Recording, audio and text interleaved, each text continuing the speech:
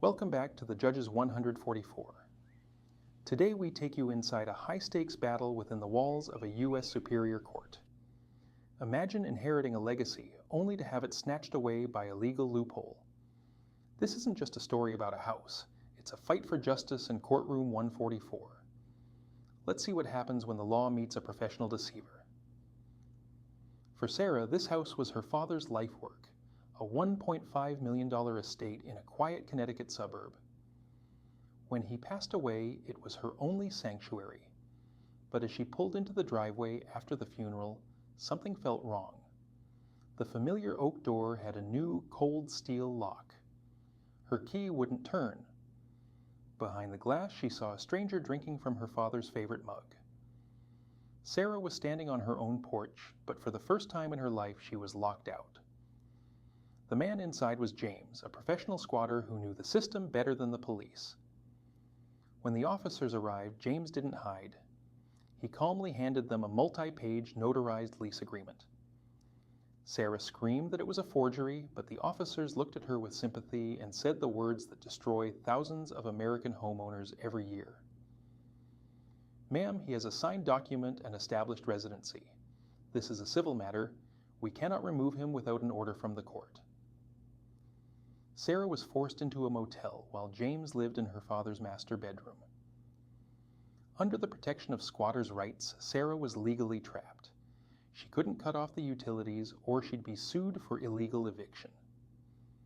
She was paying thousands of dollars a month for the electricity, water, and heat of the man who had stolen her home. Her childhood memories were being trashed, and her bank account was hitting zero. After 4 months of legal hell, the case finally reached the Superior Court, Courtroom 144. James arrived in a cheap suit, looking like a victim. He told the judge he was a struggling tenant being bullied by a greedy landlord. He produced his fake lease again, signed by a representative of the deceased estate. In most courts, this would have dragged on for another year.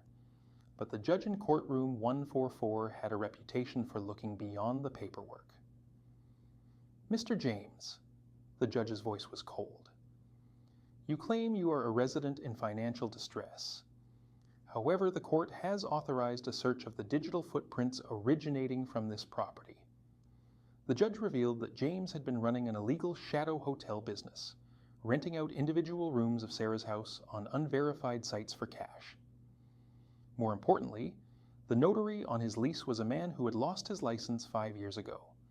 This wasn't just a civil dispute anymore, it was criminal fraud. The gavel came down. "I am issuing an immediate order of eviction," the judge declared, "and I am referring this matter to the district attorney for felony fraud." James was led out in handcuffs, his reign of terror over. Sarah finally stepped back into her father's house. It was empty, scarred, and silent, but it was finally hers. Justice delayed is justice denied, but in the Judge's 144, the truth always finds its way home. If you enjoyed this courtroom drama, don't forget to like, share, and subscribe. Tell us in the comments, what would you do if you found a stranger in your home? This is the final verdict from the Judge's 144. We'll see you in the next case.